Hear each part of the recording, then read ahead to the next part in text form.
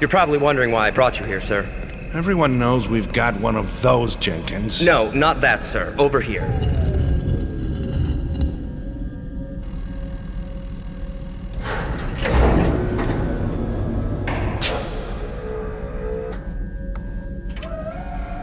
We found them playing it inside the ship. Good God! Well, were you able to retrieve any information from it? That's what I need to show you, sir.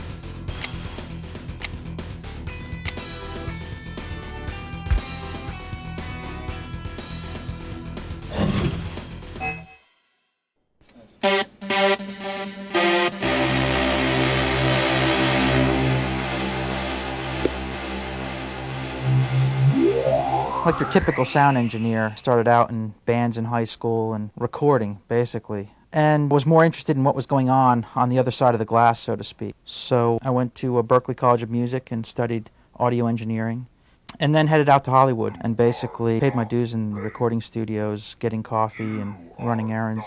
I started out doing some consulting for some video game companies. And then the opportunity here at Sony presented itself to build a recording studio, to build this facility, to do what I needed to do. A big part of my job here is sound evangelist, to go around to the producers and be involved from the beginning of the project. They're realizing how important a piece of the puzzle sound is, and talk to them about, what are their goals for this project? What would they like it to sound like? We go over a style guide, what movie soundtracks, what albums do they really like, and I take that information back and look it over and go through it and then get as close as I possibly can. Now I've got a few people that help me out. There's not enough hours in the day. I've got a guy named Nate Brenholt, who is an amazing sound designer. He can do amazing things with an oscillator. He can usually be found in his office doing a typical laser blast, gunshots, footsteps, explosions, except his are always a little bit huger, a little bit bigger than everyone else's.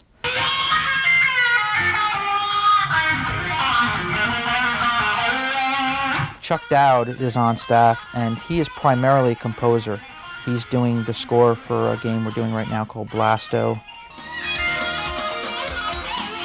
His bag, if you will, is what a lot of the producers in-house want on their games. We have a interactive audio engine here. We call it an adaptive MIDI engine. Chuck is composing the music for Blasto in such a way that it requires him to actually program the musical score to interact with gameplay. So as you approach specific sections of a map, are attacked by some number of enemies, the musical score will actually adapt to that situation, get more exciting, get more intense, get darker.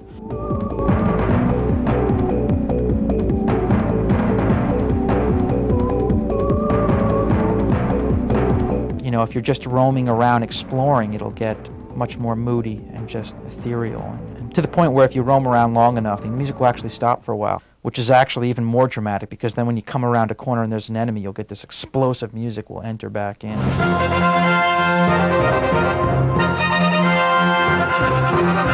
Just knock you right off your seat, so it works really well. Yeah, that requires Chuck to actually program the musical score. He has to really think about not only the typical issues you have to think about when you're composing musical motifs, but he has to think about each gameplay situation that may arise.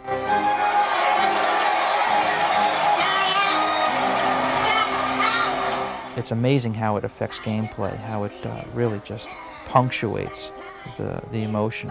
The goal is really to just have the person play the game and go, wow, that was an amazing experience. They might not even be able to put their finger on why it was so much better than the last game they had in their PlayStation. It's just going to be one of those subliminal elements that just, heightens the experience.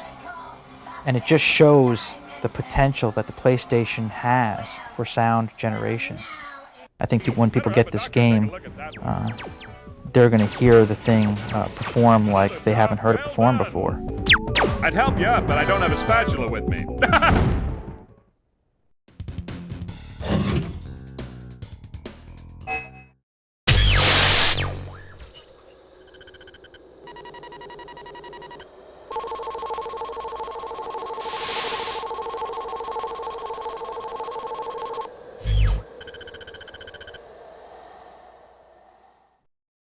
Grab a mop, there's gonna be guts on the ceiling.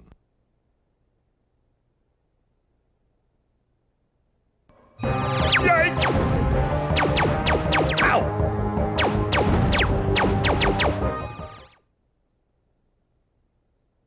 He's basically a parody of 1930s superheroes, Flash Gordon, Buck Rogers, that kind of thing, but also with an element of the cartoon side. We just wanted this superhero who was very overconfident and believed in himself so much it was ridiculous. Oh, I'm good. I guess if you were to take, say, Duck Dodgers, Powdered Toast Man, and Dirty Harry and throw them into a blender, you'd come out with Liquid Blasto. He's a cosmic custodian and these aliens are tracking up his floor. I guess that's how you could put it.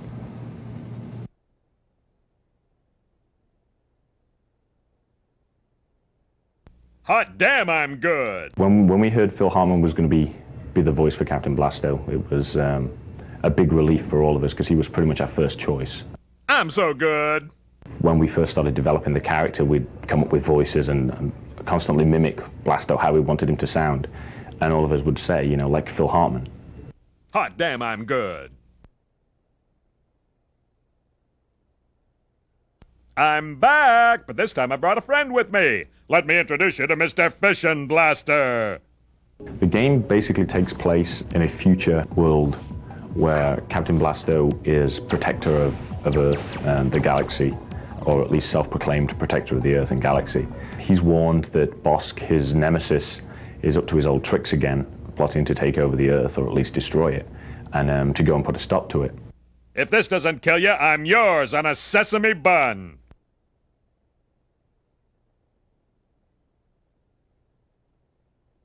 Ouch, I'd say mankind is up crap creek without a spooge hammer. And now I've got to clean it up. You look at our game, and it looks like a cartoon. It's like a 3D cartoon, and I don't think there's been the quality animation in a game yet. We decided to have the levels work seamlessly with one another because video games that had been done before are always very linear and level-based. We didn't want to do that. We wanted it to be that, he would walk seamlessly from level to level to level and be able to go back. Ooh, now that's gotta hurt.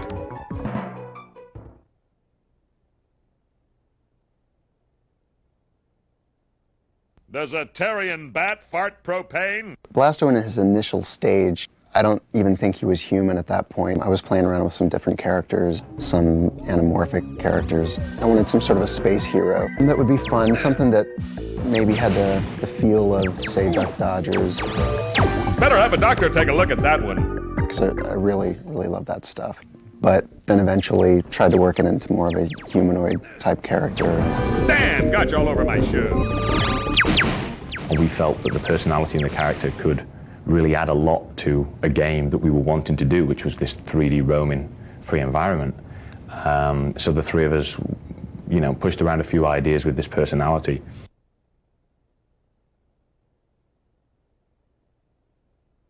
I'll take that as a no. I'll take that as a no. The main challenge of portraying the artist's vision on the screen was the cartoon sense of the world he wanted to create. And that means no visible polygons, make it look like a cartoon. The technical innovations in Blasto are generally to do with the 3D performance of the game. We've developed a good system for streaming the levels from CD constantly on the fly. There's no loading time involved.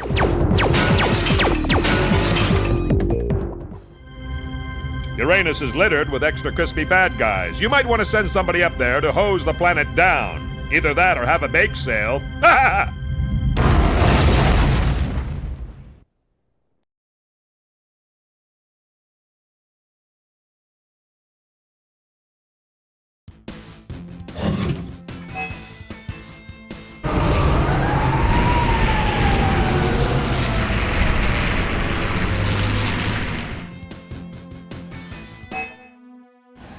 What would you do if you could go to a place where gaming was appreciated for the awe-inspiring experience it is? Where up-and-coming games were yours for the trying? Where you could feel the electricity in the air? If you're anything like Brad Lynch and Christopher Gordon, you'd know exactly what to do. Play till your thumbs bleed.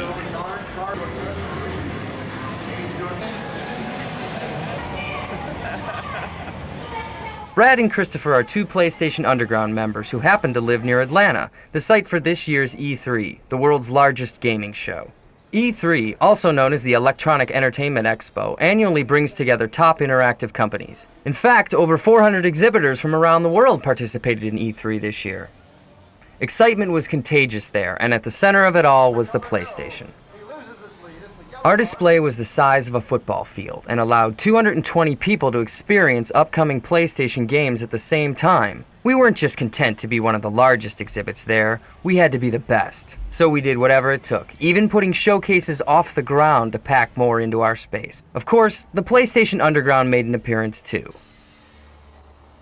With such a great setup, we had to share it. So we decided to invite Brad and Christopher along for some fun and gaming. Naturally, however, they weren't the only ones at the show who were playing. All in all, the two found the show not a difficult experience to take. Thanks for playing, guys.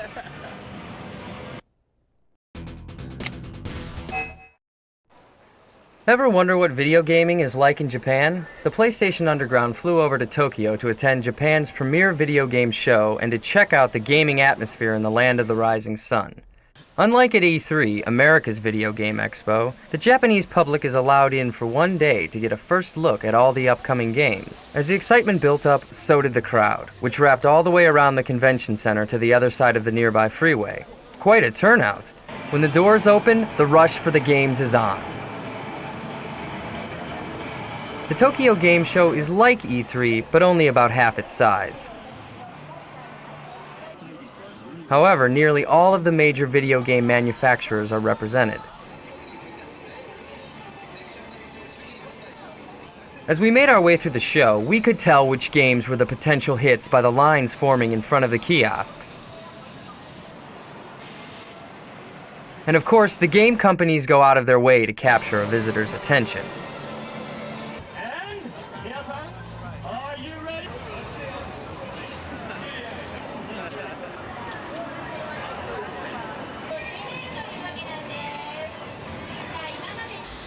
After the show, we decided to do a little game shopping and check out gamers in their natural habitat. In Tokyo, there is no better place to do that than in the Akihabara district, a 1 square mile shopping area that is to consumer electronics in Japan what Rodeo Drive is to fashion in Beverly Hills. You can get a game fix right on the street. Our conclusion, here at the center of the PlayStation universe, almost everyone is a player. And in Japan, like everywhere else, the #1 system in gamers' hearts and minds is PlayStation.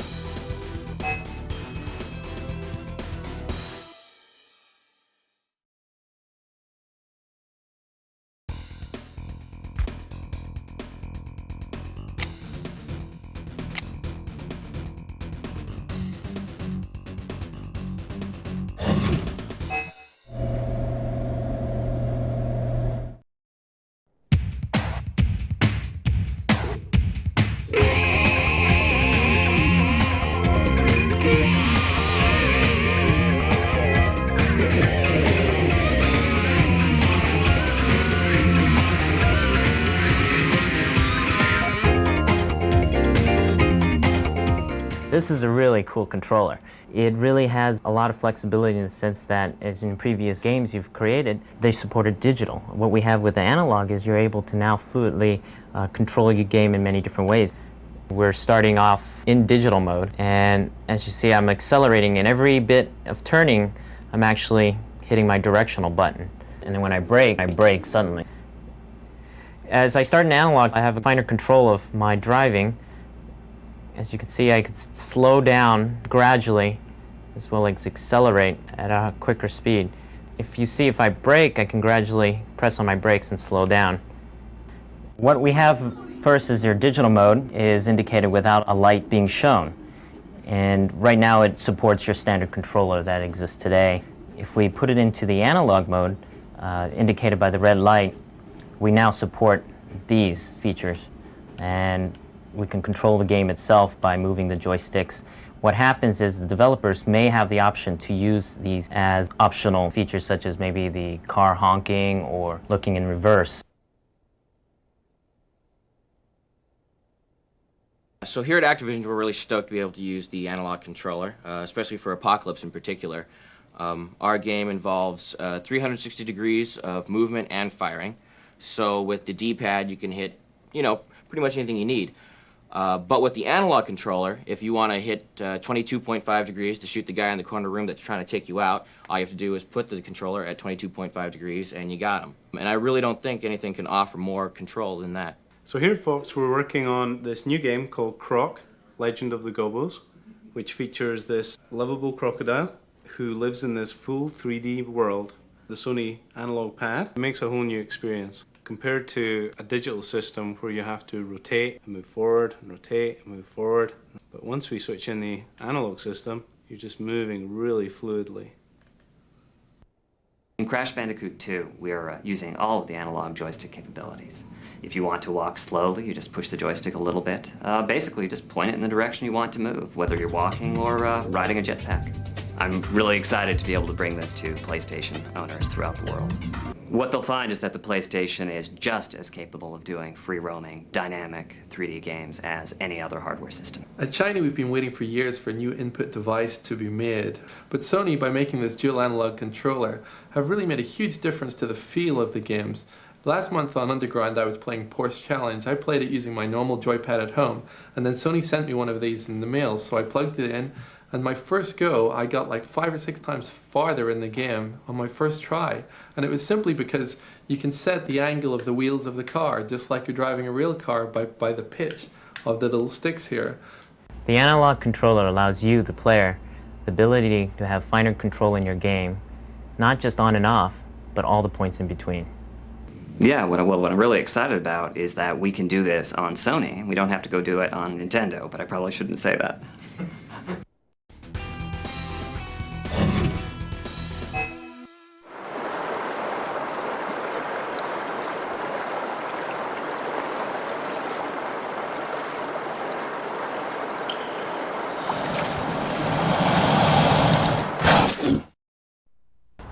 How are those black PlayStation CDs made?